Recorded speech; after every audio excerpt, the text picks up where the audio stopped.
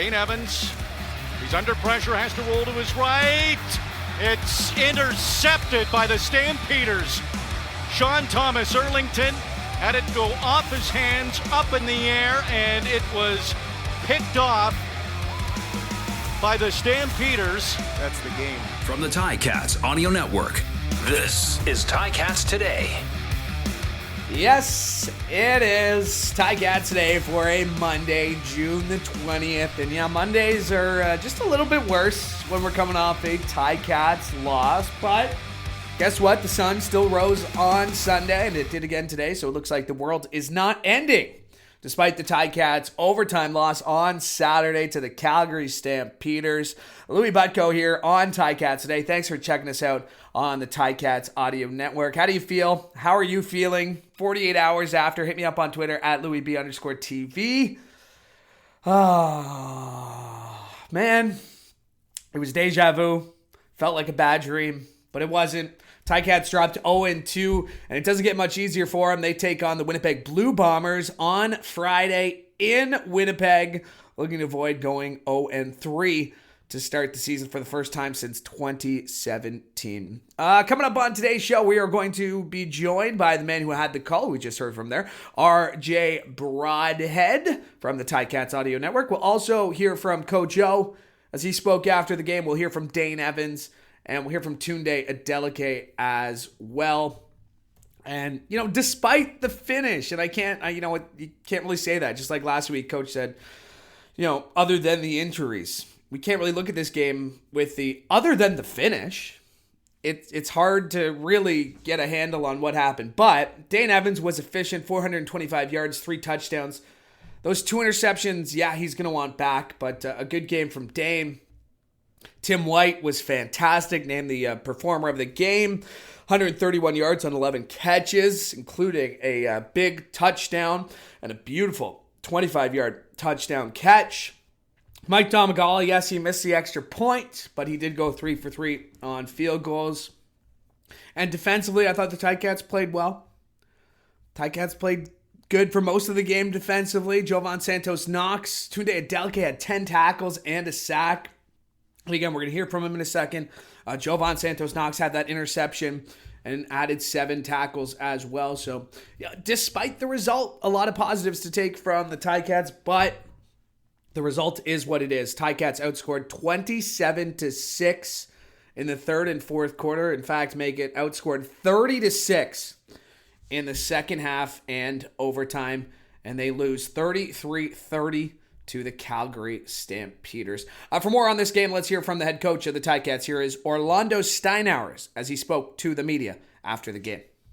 Well, we didn't finish. There's no other explanation. We had opportunities to win and we didn't seize them. We gotta win. We gotta win football games. That's the deal. You know, I thought we played decent in spurts, and right now that's what I said. Yeah, you know, we gotta come away with points down there, and you know, credit them. We made a football play and we didn't. So it's gonna be tough to win doing that. Yeah, we definitely need to finish. It's extremely it's frustrating. You know, we have opportunities, and right now we haven't made them consistently. We've made some, but we haven't made it consistently. The bottom line is we got to win.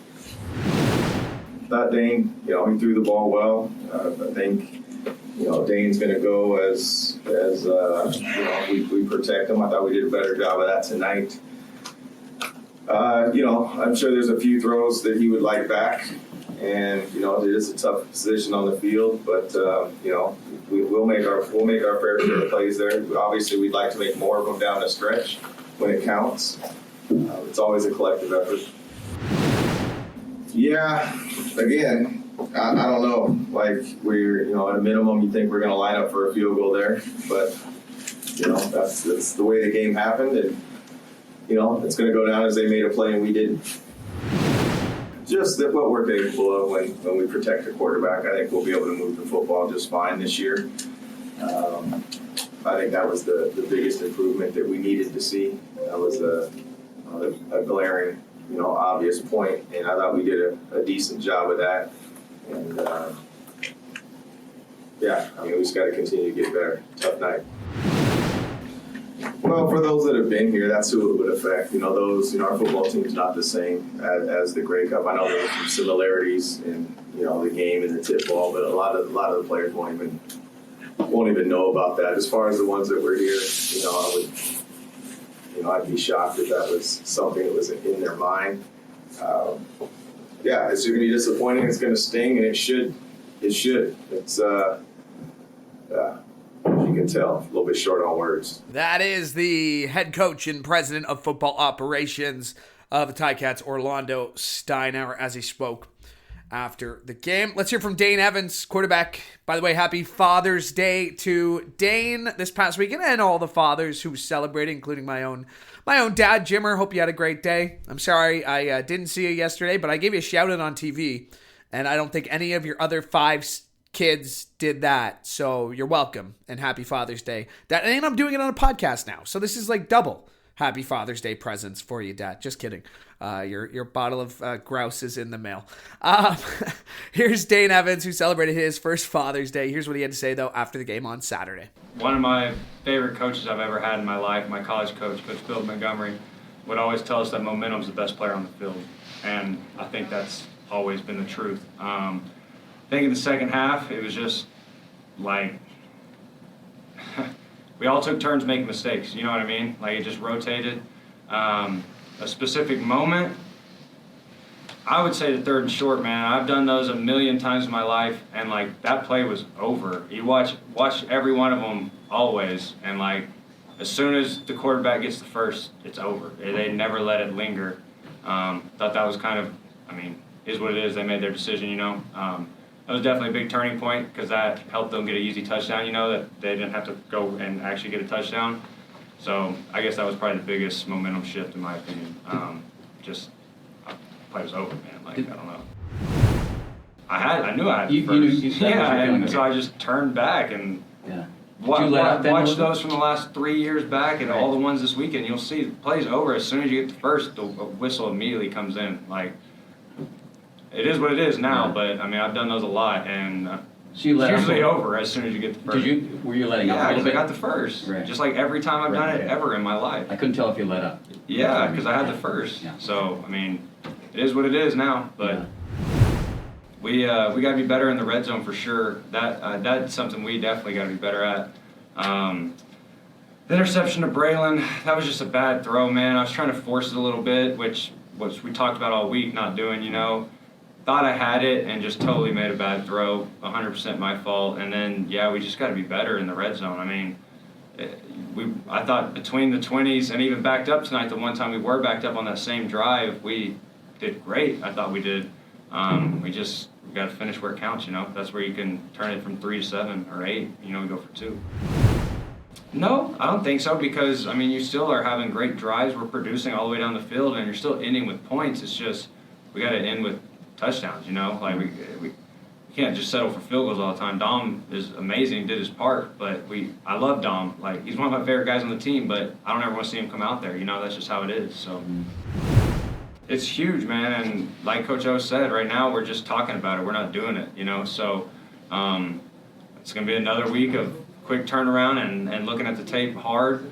But we talk about finish all the time, and right now, that's it. We're just talking about it. We're not actually doing it, Don't know if I've ever been a part of a game like this where something like that happens, so I'm still trying to process it all. But we got to finish and not just talk about it and make it a slogan or something. We got to actually freaking do it, you know what I mean? So, they did a great job. I thought the O-line did a fantastic job, too, to allow me to get it to them.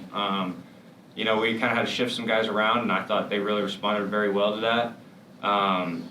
And the receivers, they're always going to do that, right? If they can get any separation, we have some pretty elite guys, so that's kind of what we expect from them. But it sure is fun whenever they do that. We just got to figure out how to transition that into the red zone, and then we'll be pretty damn good offense, pretty lethal. That is Ticats quarterback Dane Evans as he spoke after the game. One more piece of tape to get to from postgame Saturday. Still ahead, RJ Broadhead, play-by-play voice of the Ticats, will join us. And remember, you can always let me know how you feel. You can hit me up on Twitter at @LouieB_TV or email us at gameday@ticats.ca. Here's Tunde Adeleke. Had a great game.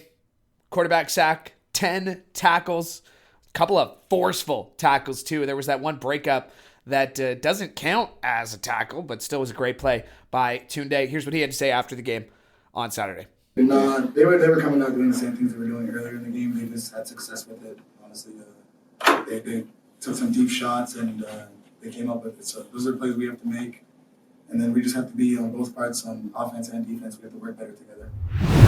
Yeah, looks like it's something we still need to work on. Just when we're up 24-0, it clearly shows that we're a top defense in this league. We just need to finish. I wish I knew at this point, because we preach about it every day, and we're gonna go in tomorrow and go in the next day and talk about it. And something we're gonna fix, because this is a team that we expect to get to the Grey Cup in November, and we're gonna work every day at it. So it's something we're gonna fix, and we have to fix it.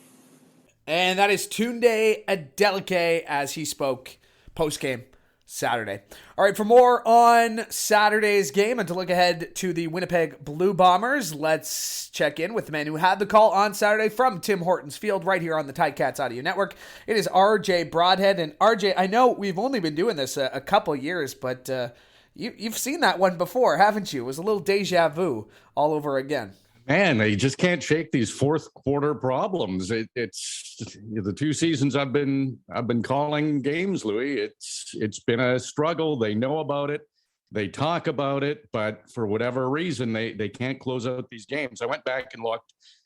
Only 3 times in the regular season last year did they win a fourth quarter, and that statistic is a little bit jaded as well, because sometimes they had big leads and it really didn't matter that the team put up a few more points.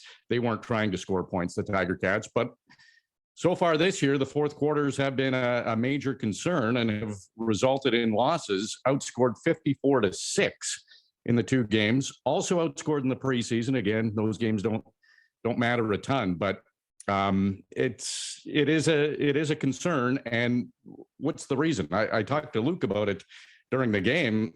A lot of times in a lot of sports, when you can't finish games, it's conditioning. I don't think that's the issue.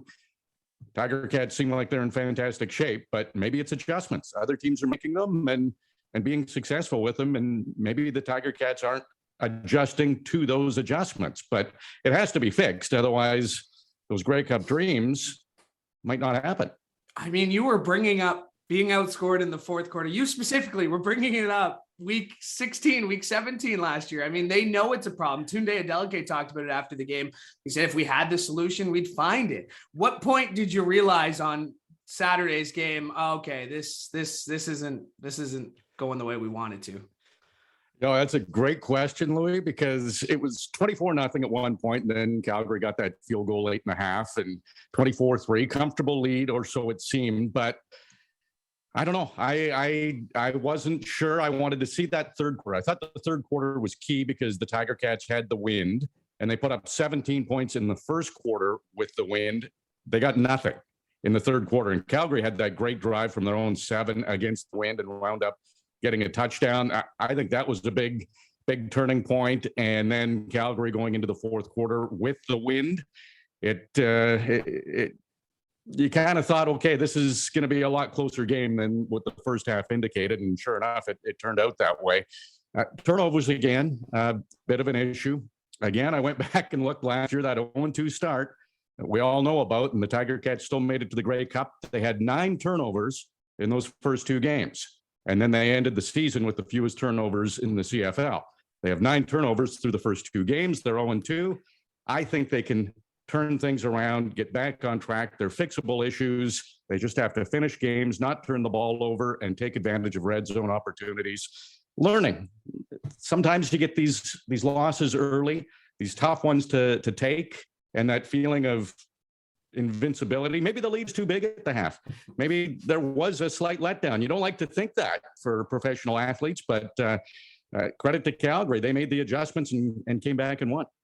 And not to take anything away from the awesome moment of Coach being honored at halftime, but I mean, your coach isn't in the room for 10 minutes, and I'm sure we'll bring it up with Coach this week.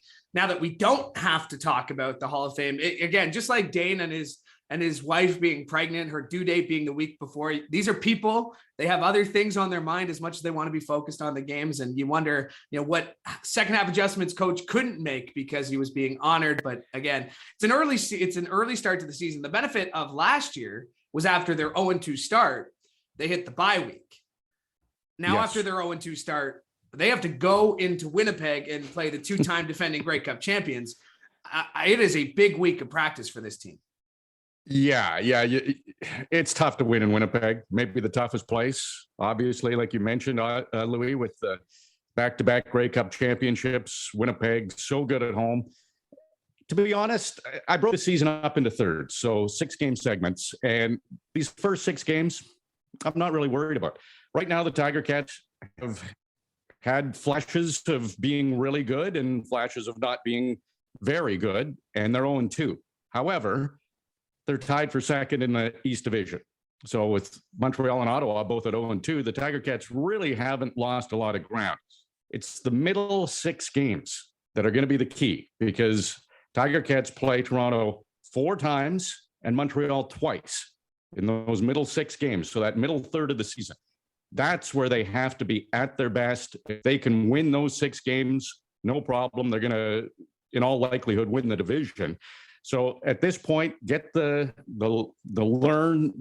teaching moments done and fixed, and let everybody have that bad feeling in the back of their mind of the loss on Saturday, the first 2 losses, and not want to feel that way again. So to me, whatever happens in these 6 games right now, I would say if they're 500 through the first 6 games, that's fantastic. But those middle 6, they have to be successful. Toronto 4 times, Montreal twice. That is the key to the season right there, in my opinion. Let's go back to Saturday, because despite the loss, despite the blown lead, there were some great positives to take. And Dane, 400 plus yards, his 3 touchdowns. And the receivers had one of those games, like all the receivers had one of those games we had been waiting to see from this group for a long time. It was fun to watch, and Luke and I had talked about it. He wanted to see them play fast, and Tommy Condell had them out there playing fast, and Dane's getting the ball and he's throwing it, and guys are open, and a lot of different looks for the Calgary defense, and it was fun to watch. It really was. Again, I went and calculated Dane's stats from the first half to the second half, and Bo Levi Mitchell's stats from the first half to the second half. And Dane's first half and Bo Levi Mitchell's second half were very, very similar. So, he's a veteran quarterback, one of the best in Mitchell, and he made some adjustments. Calgary's defense obviously made some adjustments.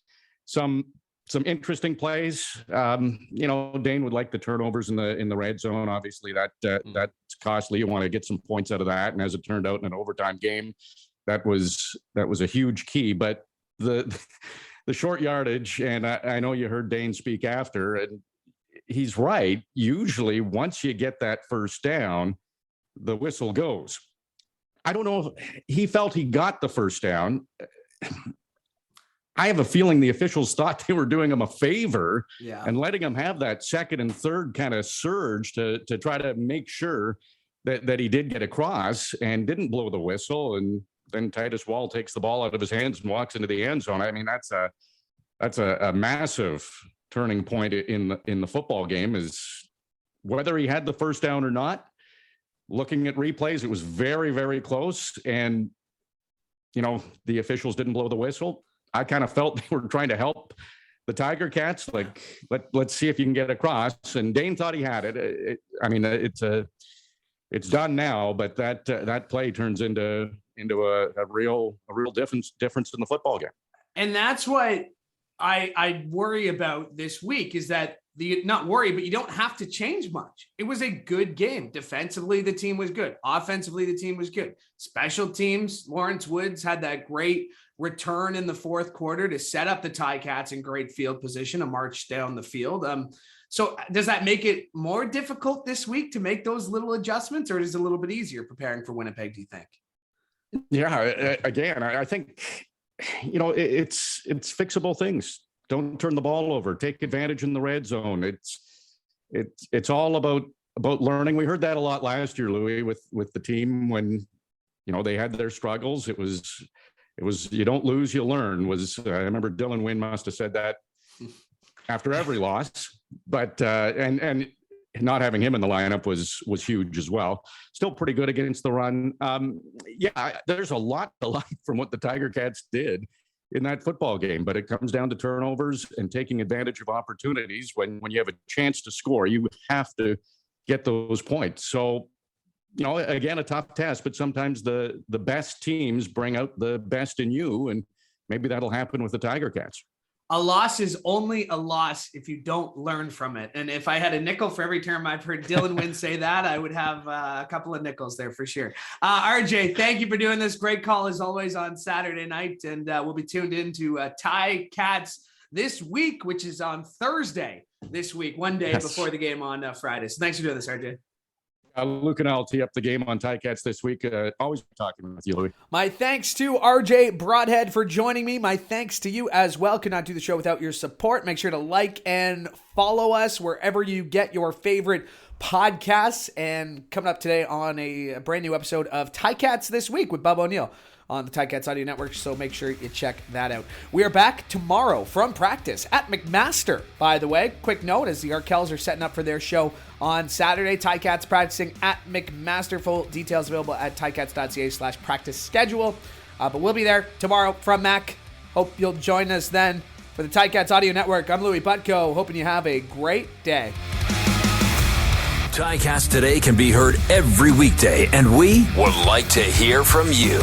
Email us at gameday@ticats.ca. Have a question or an opinion? We want to hear it. That's gameday@ticats.ca. Subscribe to the Ticats Audio Network on Spotify or wherever you get your podcasts.